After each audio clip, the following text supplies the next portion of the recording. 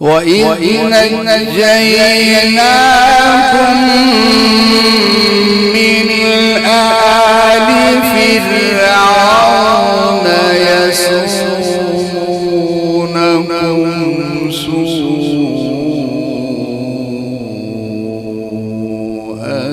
العذاب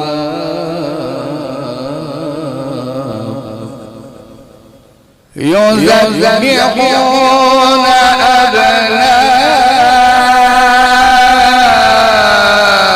أبناءكم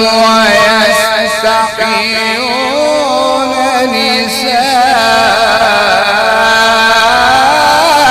نساءكم وفي ذلكم بلاء